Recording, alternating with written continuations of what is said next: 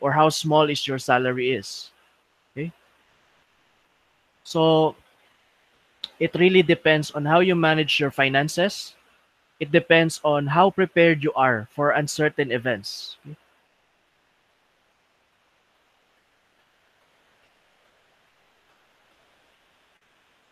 Okay, so let us start.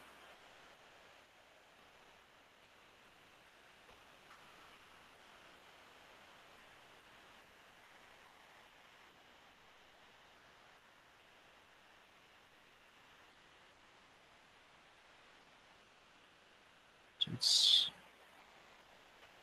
okay, so the rain is very heavy here. Okay, so I hope nga dili makuha na ang connection. Okay. Okay, so I am borrowing these slides of Sun Life Financial. So as you know, I am connected with Sun Life, so and they have provided me with slides, different slides. So for all of you, for all those who do not know what is Sun Life, so this is an insurance at the same time a mutual fund company. So it helps individuals and corporations um, find ways on how to prepare for uncertain events, okay? And also to accumulate their wealth through their mutual fund investments. Okay? So let's begin with the story of 103.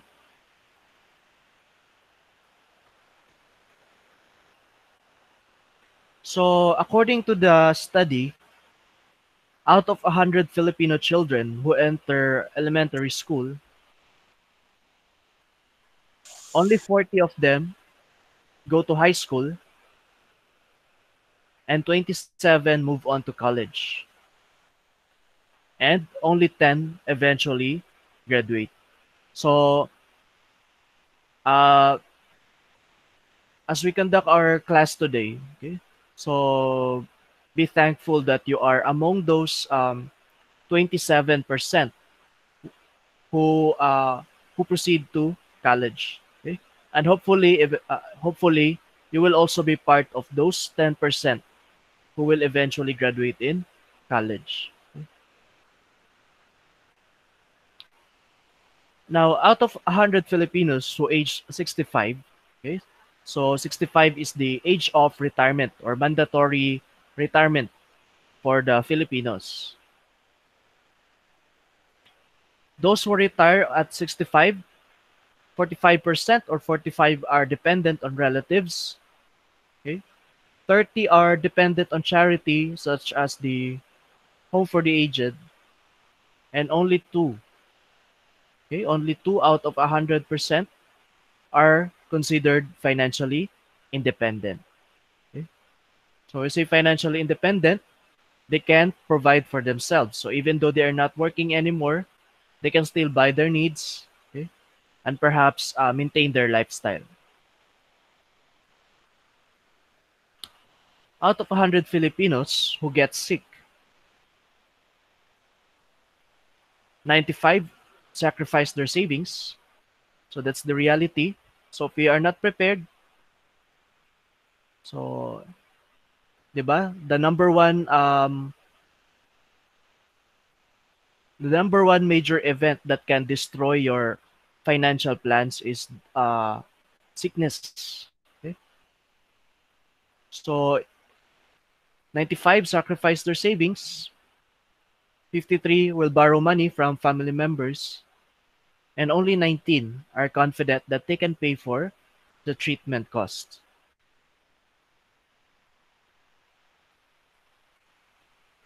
So next, out of 100 Filipinos, 90 have little or no savings at all to leave their families when they pass away. So that means only 10% were able to leave their families with savings or with inheritance, while 90% are unprepared, or the families that they will leave are also not prepared, okay, for the for what's next in their life. Okay, so it's very difficult. So just I think last week, so I have a friend. So his uncle died, okay, due to stroke. Okay? So na stroke siya, and his uncle is 41 years old. Okay, 41 years old, and then kamagwangan is grade 5, and the youngest is 3 months old. Okay? So at a very young age, okay, so that child will not see the face of his father. Okay, okay, so of course, it's very sad, di ba? Nga kalit-kalit lang. Okay? But time is very unpredictable, and we do not know what will happen to us. Okay? So fortunately, the mother has a work or job. Okay? So maka-provide gyapon siya sa family. Okay? So makabuhi gyapon siya sa iyang mga anak. Okay? However, it would be very difficult for a single mother to raise the children and also to provide for the family. Okay? So inana ang cost if one of the parents will suddenly leave. Okay? And unfortunately, walay savings, walay pension, so therefore they will really start from scratch. Okay? So that's the kuan. Okay?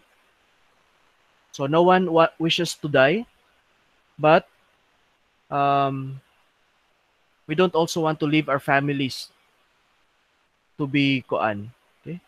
To be struggling. Okay? Because it will be a twin nga damage.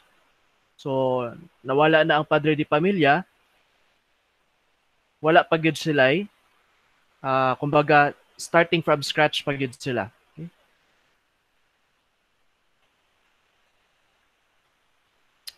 The wealth shall not pass 3 generations. So in our culture, Filipinos, every time we inherit something, okay, so it will not pass to the fourth generation. Okay? So sa third generation pa lang daw kuno, wala na, nahurot na ang inheritance or mana. Okay, part of the solution is through financial planning. Okay, okay, through financial planning.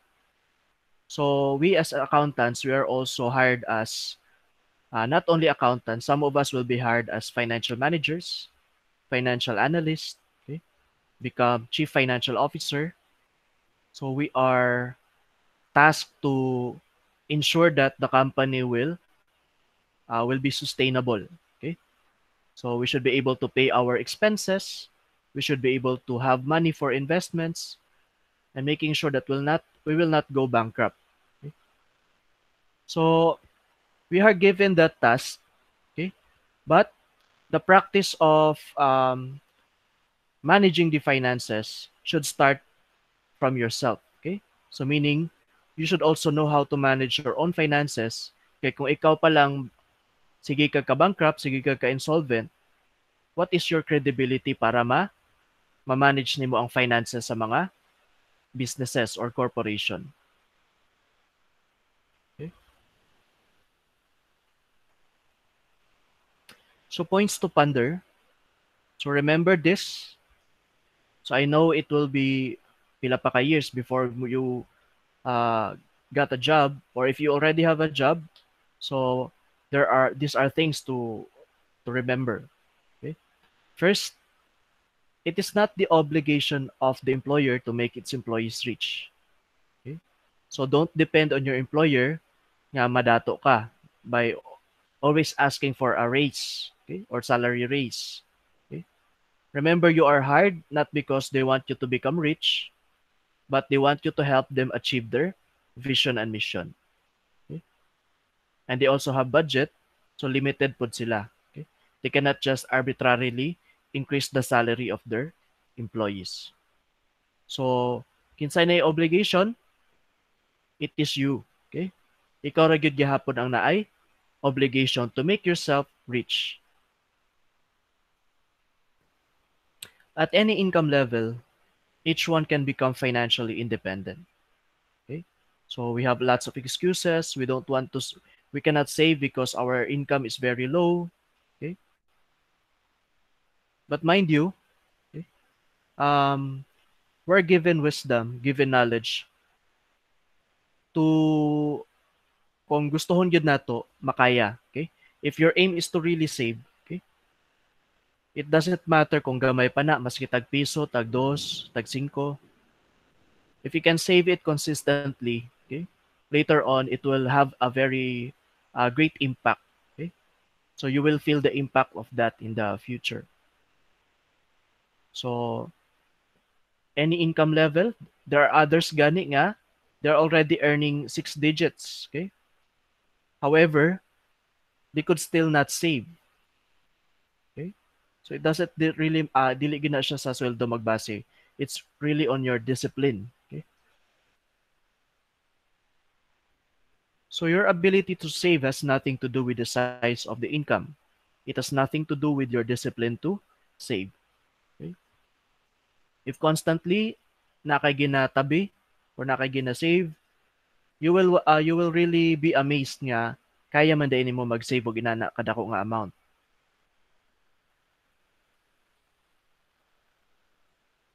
It's really more on the prioritization. So, question. Do you believe that 10 pesos can become 10 million? Is it possible that 10 pesos can become 10 million?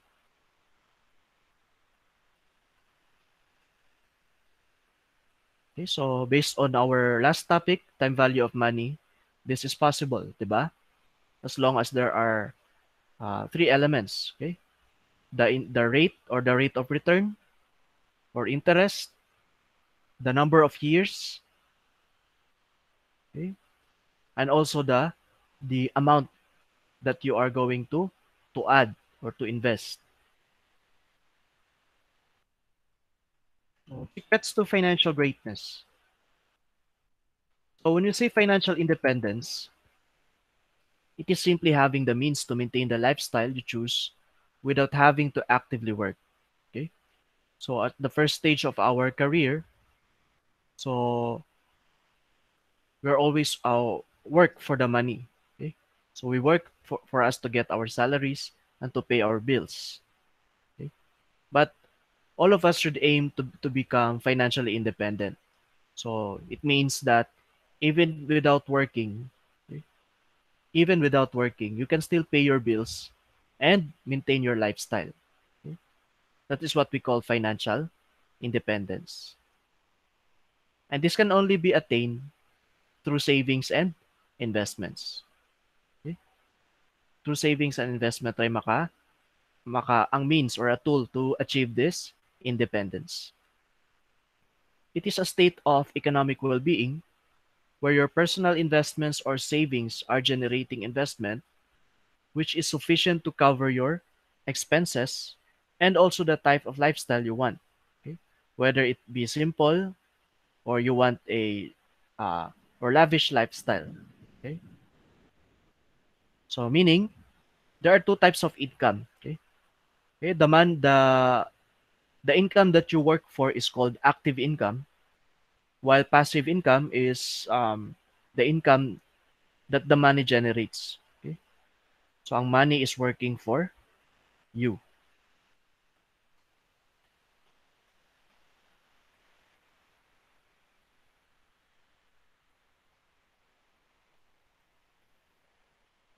Okay? Next.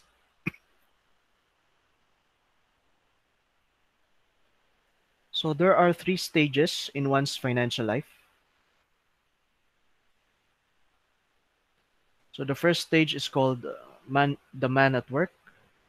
Okay. So man at work meaning you depend on your salaries. So if you do not work, you will not earn or wala kay sweldo.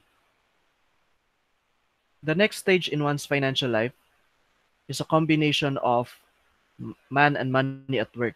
Okay. So you have your salaries, so you earn salary, and then you also have other investments, or perhaps you have other side hustles besides working. And then the last stage is called the money at work. Okay? So you do not need any more to work. Okay? Your money is now generating returns for you that you will use to pay your bills and then maintain your lifestyle. So this is the stage where the passive income is greater than our expenses. The sad fact is, out of 100 young men at age 25, 40 years later or 65, only 1% or only one will become rich, 4 will be independent, 36 have not reached 65, while 54 becomes becomes dependent. Okay, dependent to the families and others. And the worst is because the pension or retirement fund is not enough to to pay for their expenses, so they continue to work. Okay? So here's a scenario for you to consider. So what if a couple retires at the age of 65? Okay? So what if a couple retires at age 65 and expects to live 15 more years, so that is 80 years old. Okay? So 80 years old is the average lifespan of human being. So on food expenses alone, how much will they spend? Let's say, of course, in 1 year you have 365 days, then two persons, 15 years, and then 3 meals.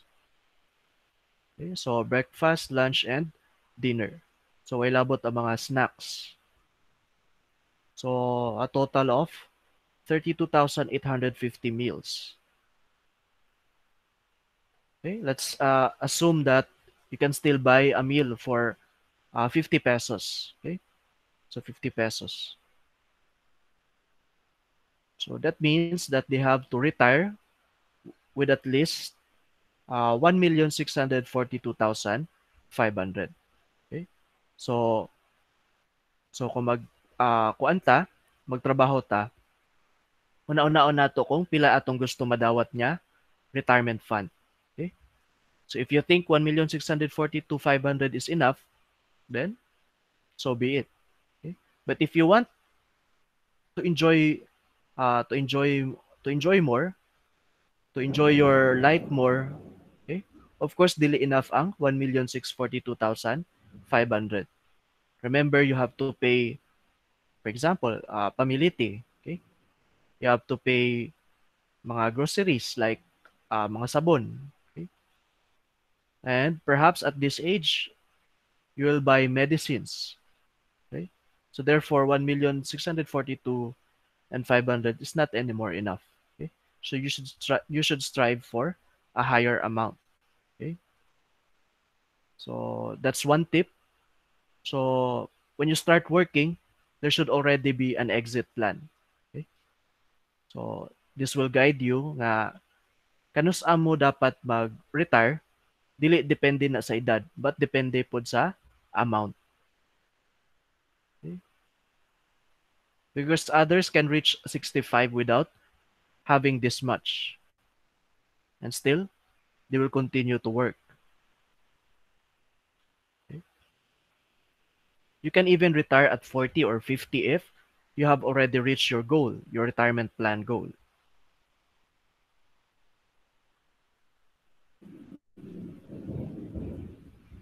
So talking about inflation, okay, so today's 1,000 bill is the equivalent of, so actually wala pa ni siya na update, okay? The future value is, okay, so ipasabutan na niya. So ang 1,000 peso in 2010, okay, For example, in 2010, you can buy 3 bags. Okay? So for you to be able to, and then the inflation, let us say 6% on average.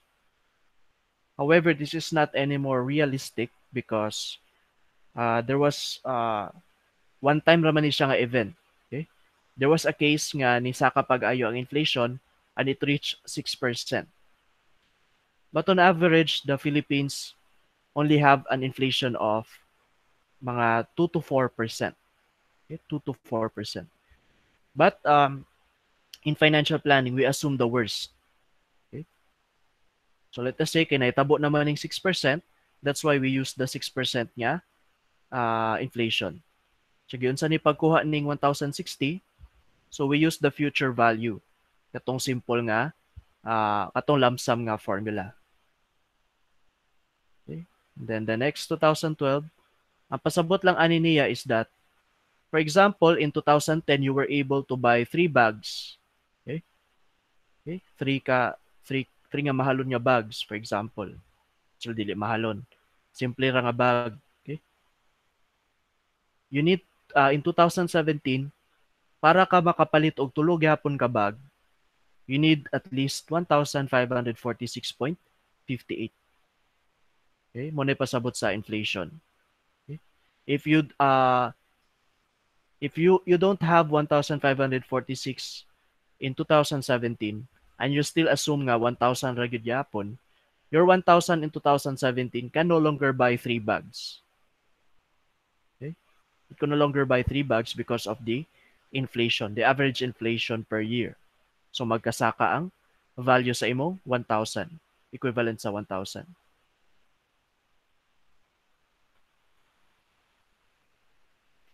So other examples for inflation. So even you can actually observe this, 'di ba? So every time you buy at Jollibee, okay, or McDonald's, so you can see the difference, okay? So before in 1999, so your 39 peso can already buy a value meal. Okay? So a combination of your burger, fries and a soft drink. In 2006, perhaps wala na fries. You can only buy your burger and also your soft drink. 2013, your 39 peso can no longer afford the soft drink or it's not enough to buy the soft drink. So, ang imo rang makaya is the burger. Now, I don't know. Okay, fast forward in 2033. 2020 gani, maglisod na kagpalit sa Jollibee kung 39 ra imong dadon. Okay? Yeah, how much more in 2033? Okay, look at the picture. So, sa una, ang tap water libre, karon palito na siguro na. Okay? You have the salt and tomato ketchup. Starbucks. So the regular coffee, the regular brewed coffee costs around 105 in 2008. 2013, so it becomes 140. Perhaps sa 2020 na around sa mga 160 to 200.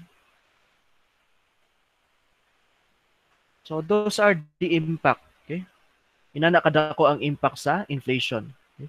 That's why when we plan our goals, okay, it should be the inflation should also be included. Okay, let's talk about the education. So based on the presentation, gaina, only 10% or only 1 out of 10 children finishes college.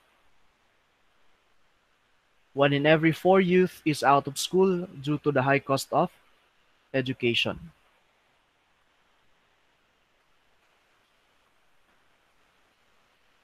Okay?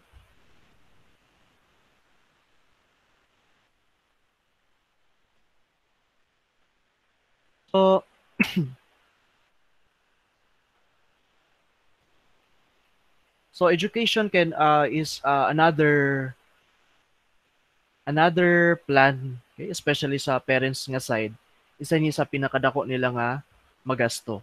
Okay? So parents should also prepare for your education, para mahuman jud mo sa pag-eskwela. So there are three people's behavior on money. Okay? So behavior one, you have income less expense equals savings. Okay? So usually mo gini ang perminti nato nga ginagamit. Okay? However, this is not effective because human as we are, okay? Every time we increase our income, 'di ba? Remember economics? Humans have unlimited wants and needs. Okay? Regardless pa unsa pa na imong income. So magkataas imong income, magkataas pud ang imong expenses. Okay? Because pag mas dagan atong income, mas dagan tag idea kung unsay atong paliton. Okay? To the point nya wala ra gyapon kay ma-save. That is why ningon ko gaina that your income is not a barometer or a measurement niya dato ka or dili. Okay? Naidato nga 100,000 pero expenses pud niya 99,000. Naiuban 50,000 lang pero ang gasto is 20,000. Okay? So between the two persons kinsa may mas makatigom. Okay? Okay? Obviously katong naalay 20,000 niya expense. But the behavior one is not the most effective behavior in managing our finances. So behavior two is worse. Okay? So wala pa income, to naanay expense. So the expense is higher than income.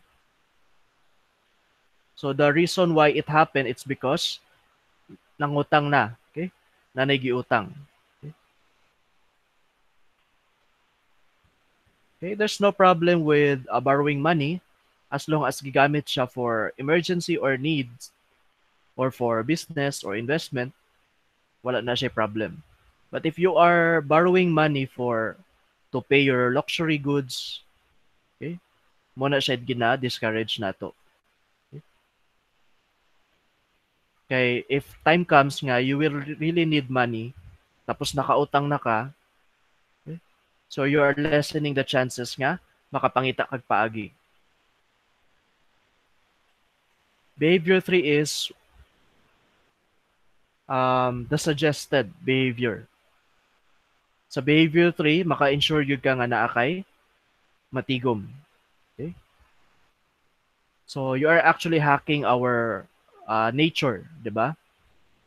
So for example, in your income, if you have 10,000 as a starting, and then you plan nga to save 1,000 per month, okay? So consistently na siya nga 1,000 per month, then you can have 9,000 as your expenses. Okay? Ang tao man good kay madiskarte. Bright. Okay? So, ang expenses kanang 9,000, mapangitaan dyan nagpaagi. Okay? So, it could cost, pwede nga mag-cut og cost or mangitag way how to save more money.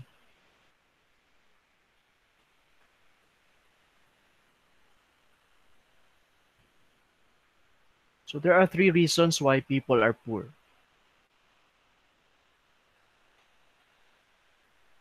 Okay? So, first, they don't want to be rich. Okay?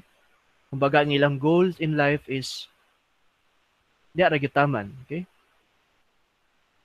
So, our success in life will depend on how ambitious we are. Okay?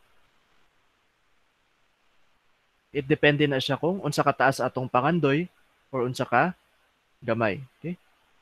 Walay problema if mao na imong goal, kung mangandoy kag simple nga kinabuhi and you are contented with that. Okay? So wala na siya problema. Okay? Because ikaw ra gyud maka-determine sa imong happiness. But if you want to be rich and then you are wondering anong di ra kataman,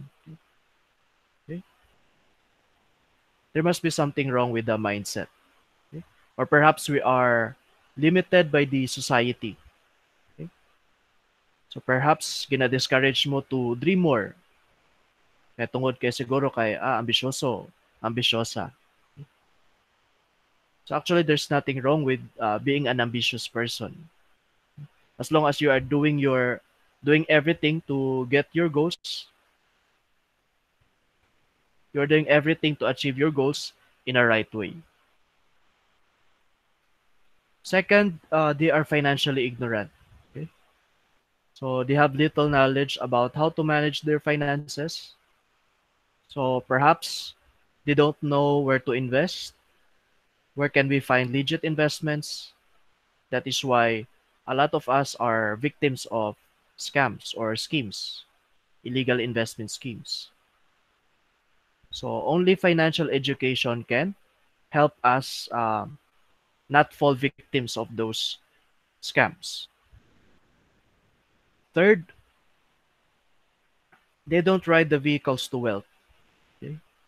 So when we say vehicles, it refers to investments. Excuse me.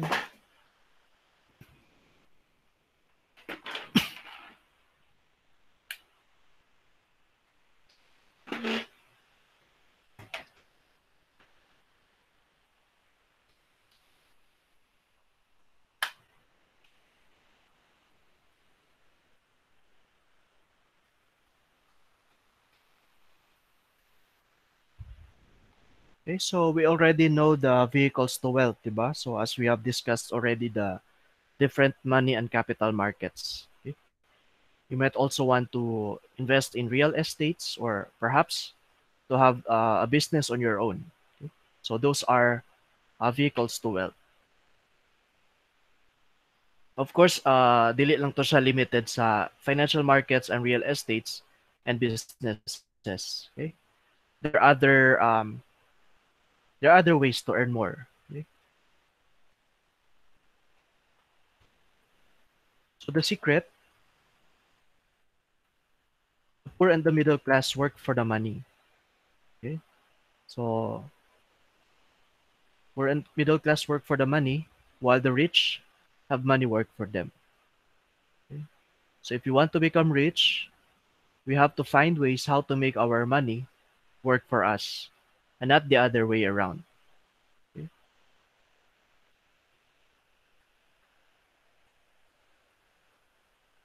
Okay, so the reason why we talk about money, okay, I know that we have a saying that money cannot buy happiness, but I also believe that 95% of our problems can be solved by having money. Okay?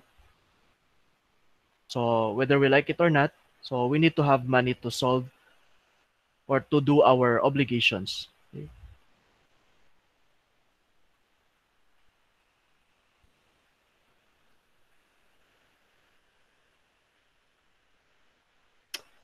Poor have expenses, while the middle class buy liabilities they think are assets. Okay? So a lot of employees, kung andyo kay na sa ila ka ng pag naay opportunity to loan, ala mag-loan.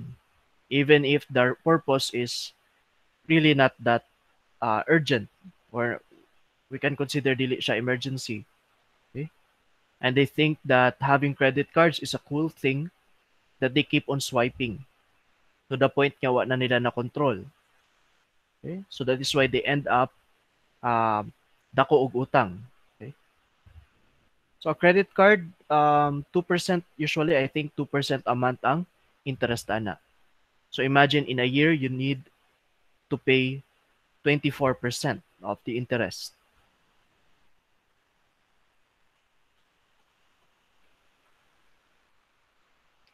The rich buy assets. So as accountants, we already know the definition of an asset, diba?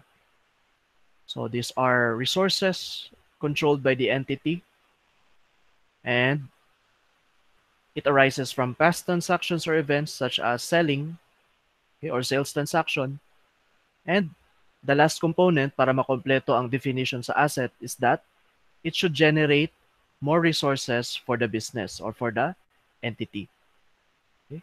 So if a property does not generate more income, okay, it cannot be considered as an asset. Okay? So for example, if you have your money at the piggy bank, okay, dili na siya ma-consider as asset because the money is not generating. But if you put your money in investments or savings, that becomes an asset. Same thing with our house. Okay.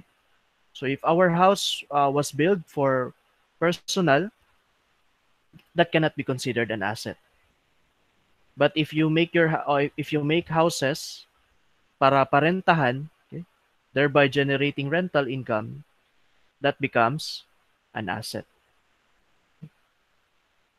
So remember the three components or the three characteristic of an asset. Okay? So if pasok siya sa definition sa asset, then you can classify that property as an asset.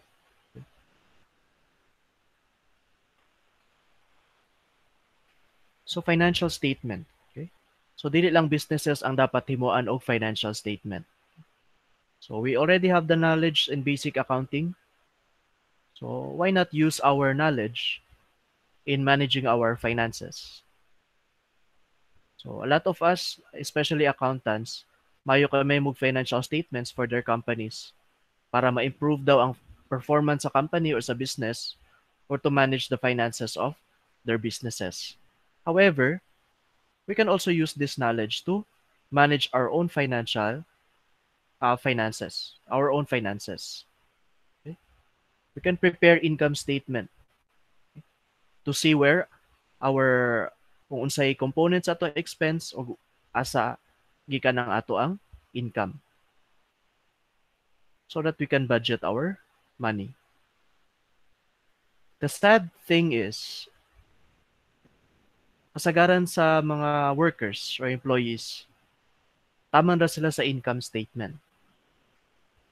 So, it's pasabot nga tama ra sa income statement. So, meaning, at the end of the month, ang net profit is at break-even. Or perhaps, napagay mas worse ana, okay? Na ay net loss. Okay? Mas dako pang expense kaysa sa net income. Kung maabot gani sa balance sheet, basin siguro na ay liability. That's why niabot siya sa balance sheet. But, zero ang asset. So, as much as we want our businesses to grow or to have a financial nga stability, dapat kita pod mangandoy puta sa atong self eventually to also achieve financial stability and financial independence. Okay? By recording all our expenses and see the amount that we can save. Okay?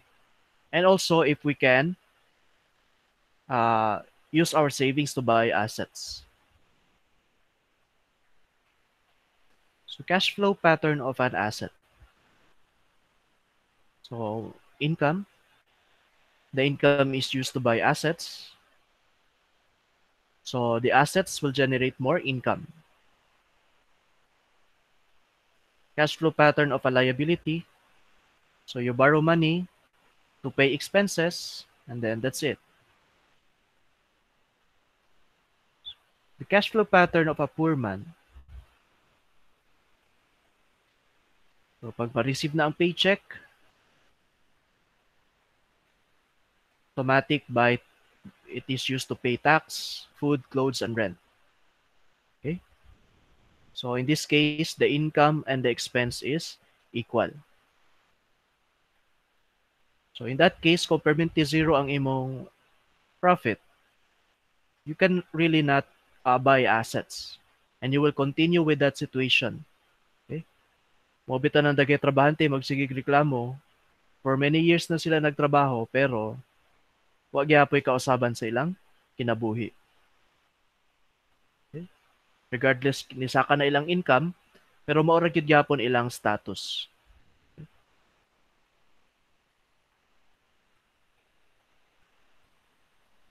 Cash flow pattern of a middle class,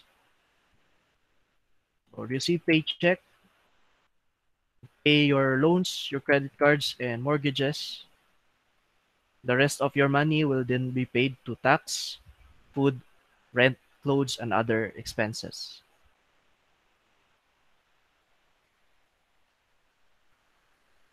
So, in this situation, so kung permintiin na when you every time you have your income and then you use that to pay all your expenses. So why mabilin? So money perminti may tabo. Okay?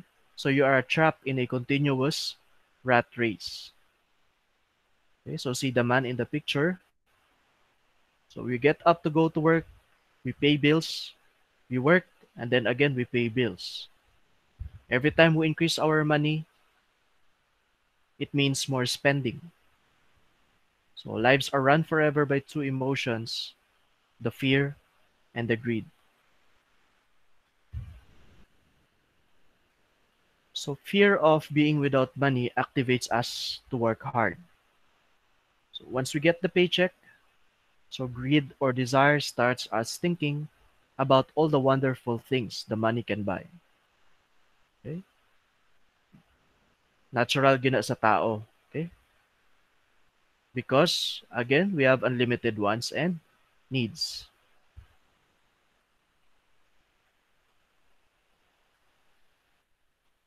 So cash flow pattern of the rich. So they keep on buying assets. Okay? Financial markets ba? Real estate. So real estate such as land or perhaps magimo siya dormitory or parental, mga buildings, or perhaps they will start their own business or buy a business. Okay? Franchise ba karon or traditional nga business. So meaning starting from the scratch. Cash flow pattern of a wealthy person. So you have job, so you earn paycheck, and then your assets will help you increase your income. So your stocks will give you dividends, bonds will give you interest, and other investments. So it will increase your overall income.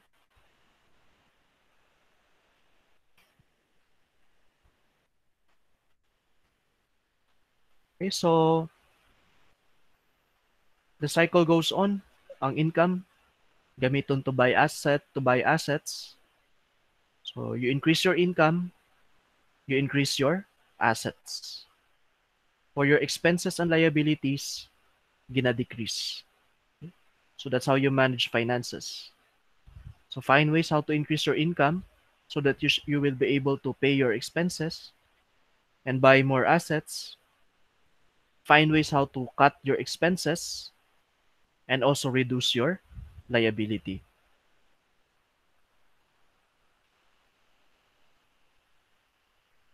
So going back to the question, how 10 pesos can grow into 10 million. So we have two components, important components, interest rate and years. Of course, if you save it in a piggy bank or in your drawer, okay, or somewhere in your house, it will not generate interest rate, so it will not grow into 10 million. If there is there's an opportunity to invest it or save it that earns 3%, so your 10 peso can grow into 10 million in about 468 years. Okay? Unless kung immortal ka, of course, makuha na nimo ang 10 million after for 306 468 years. 5% mao gyapon. So 284 years, 10% is 145. So ay pa ko kadungog og tao nga ni reach og 145. Kaning current lang nga kuan. 15%, so posible So you have 99 years to make your 10 peso grow into 10 million. Pero nganong 10 pesos ra man pod imong i-invest when you can invest more than that. Let's say you can invest 10 peso a day. Okay? So there's interest rate at 10% and at 15%. So at 10 peso per day, you can achieve 10 million in 56 years. And if 15%, 40, 25, 47, 35, 50 is 40 and 29 years. So if you notice, magkadako imong savings per day o magka-higher ang interest rate, the lesser number of years that it can grow. So at 100 peso per day, so it will take 34 years. So if you put it constantly in an investment that earns 10% a year, or 25 years if it will generate 15% a year.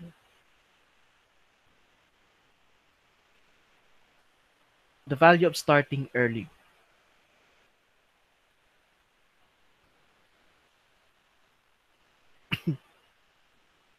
Okay, so a 40-year-old saving 2,000 monthly for 10 years will accumulate 864,000 at age 60. So ang iyang gibayad 2,000 monthly times 10 times 12, that's 24,000 times 10 years. So 240,000 iyang total nga gi cash gi-pay or iyang gi-save.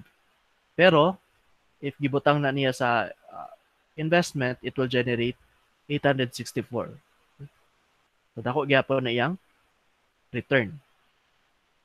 Pero mas advantage gyud kung mas younger pa gid ka or mas early pa gid magbutang. So a 30-year-old saving 2,000 monthly for 10 years will accumulate 2.2 million at age 60. So in investment, here the earlier you start, the better. So same ra sila gibayad ang 40, 30 ug 25, but they have a great or significant difference sa ilang ma-receive at age 60.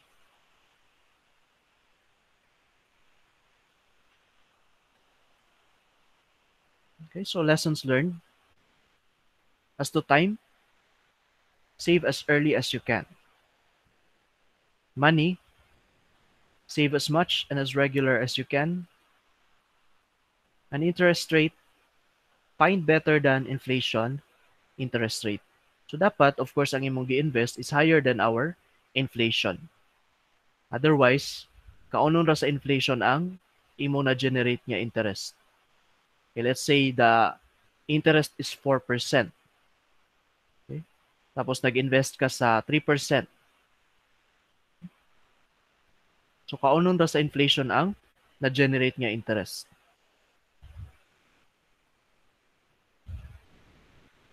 So how to get there? So it all begins with yourself, within your how much do you know yourself? Where do you want to go? What do you want to achieve? Okay? What makes you happy? So the money is only there as a tool to achieve your goals. Okay? So whether it's about wealth, education, life and family protection, emergency fund, or having a secured retirement. Okay? So the earlier you know what are your goals, the earlier you can start managing or planning your finances. So 5 steps to meet the personal goals. First step is to know what you want. Second is to know how much you need. So if you want to travel, For example, in Japan or other countries, you have to measure or you have to calculate kung pila imong kailangan niya kwarta. So, a goal nga dili ginaplanuhan are just dreams. Okay? So, you cannot wait uh, for the universe para matupad na siya. Okay? Because there are other goals nga kailangan yun nimo siya trabaho. So, all your goals can be achieved if only if you have an action plan. Step 3 is to know where you are now and the options you have. Step 4 is to prepare and implement a plan. And then step 5 is to evaluate your plans. Okay? So plans are not static.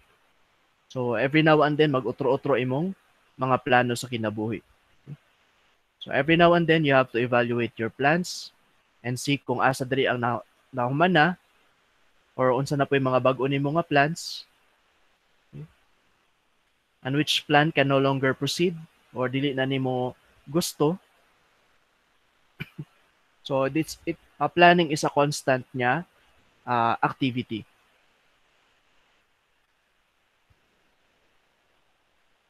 Still procrastinating? If 20, you still have 40 years. If 30, you have a house and car to pay and perhaps a family to feed. When you're 40, you make more money but your kids are already in college. When you're 50, you want to assist your older kids in setting up and you are helping your aging parents.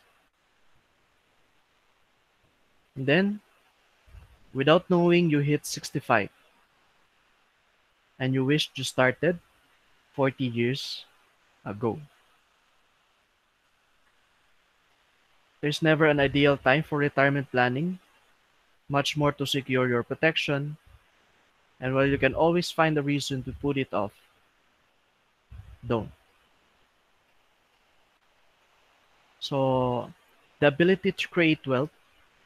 So, the true wealth isn't the cash, houses, or investment. So, the true wealth is your ability to create more wealth.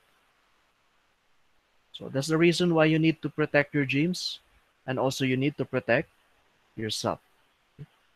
So, word from God. So, you're my child and I made you in my image and likeness. I don't make junk. I don't make garbage. I don't make trash. I made you great. I put greatness in you and give you all the need for great success.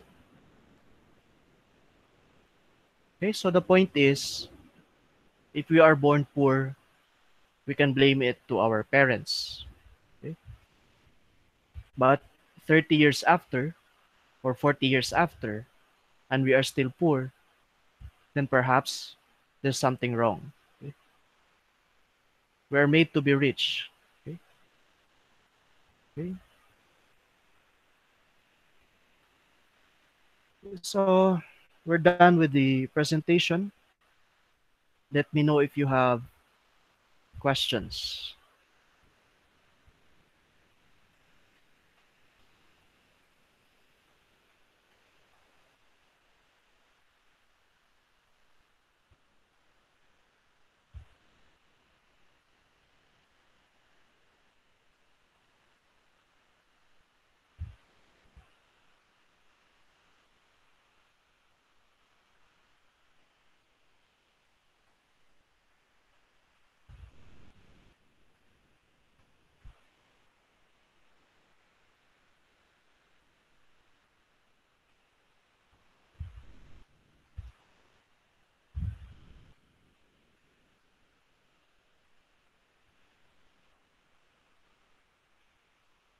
Okay, no questions?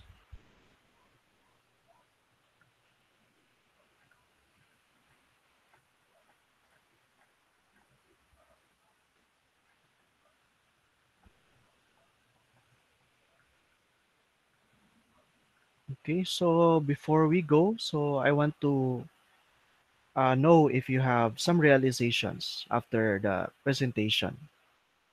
So let comment in the chat box. What have you learned this afternoon?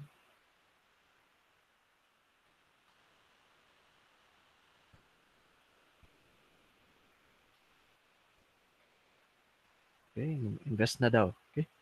Actually, you don't need to kuan. My advice to you is to focus on your studies. Okay. After all, education is the best investment that you can have. Okay. So focus first in your studies, and if you already have a job, then you can still we can still talk. Okay.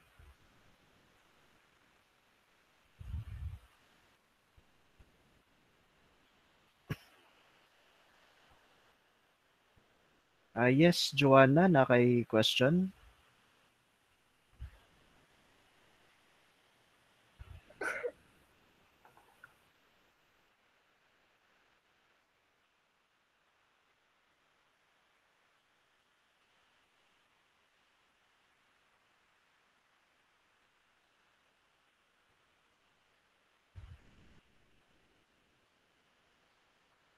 Yes, katong kuan, three generation nga mupas.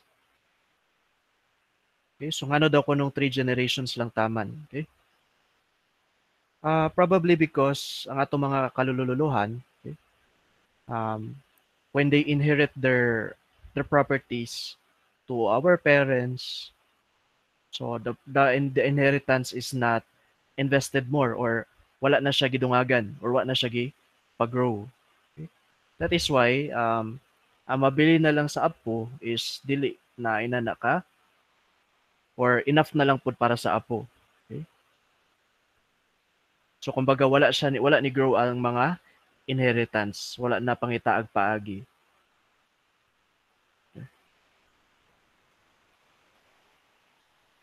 And it is a culture magud sa Filipino is that um namagud ta perminti sa sandwich, we called it sandwich generation, in which Filipinos take care of their parents, especially ang tunga, the second generation, will take care of their parents at the same time will take care of their children. So medyo maglisod og um, accumulate og wealth. Okay? Maglisod og accumulate og more wealth because of that situation. Okay? But there's no problem. Again, there's no problem if you can afford to take care of your parents. That's actually a very noble nga action. Okay? But what I'm trying to say is that um, if we want to help our children, okay? If we want our children to nga madali og ka-succeed in life, so karon pa lang sa atoa pa lang daan, dapat mapangitaan natong paagi na when we retire, we become financially independent. Okay? Kung mohatag man gani atong anak, maayo. Pero kung dili ka mag-uol because you can suffice. You can still survive. Okay? Lisod man god kung ikaw ang nasa tunga, lisod kaayo um kung dagan kag buhion, di ba? And we have in the Philippines dili na nakadako ato ang sweldo, dili na naka taas atong baga quality of life. Okay? So what if sir pareha sa amo ang gi-inherit sa okay. So what if ang gi-inherit sa akong parents kay gipadako lahi na po na siya nga situation. Yes, actually better pa na imong situation kaysa sa uban niya situation. Kato nga situation kato akong gipakita gay na is on average kumbaga mo na siya ang kasagaran may tabo. Okay? That the three generations the inheritance will not reach the three generations. But of course there are exceptions like pareha sa imong family. Okay? You were able to grow your inheritance. Okay? So it's not really kuan. Katong gipakita gay na it's not really let us say applicable to all families. Ang giingon lang sa study is that kasagaran. Okay? Kasagaran niya sa families. Inato ang may tabo. Nga it will only take three generations. Then after 3 generations, wala na dayon. Dili na ma-continue. Okay?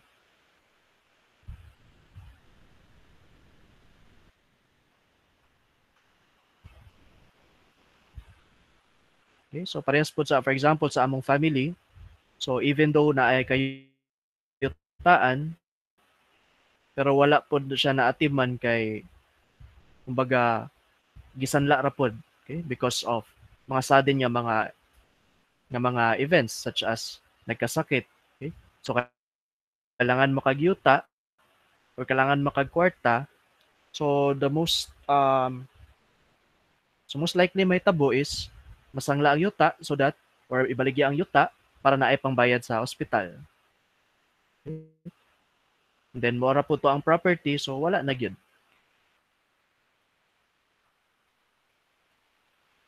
So that happens if we are not prepared for uncertain events. Okay, so thank you, Joanna. Other questions, clarifications? So don't worry, we will talk more about insurance and mutual funds in the next insurance next meeting and then mutual funds. Okay.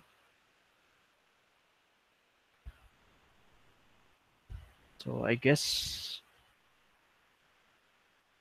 okay. So any question?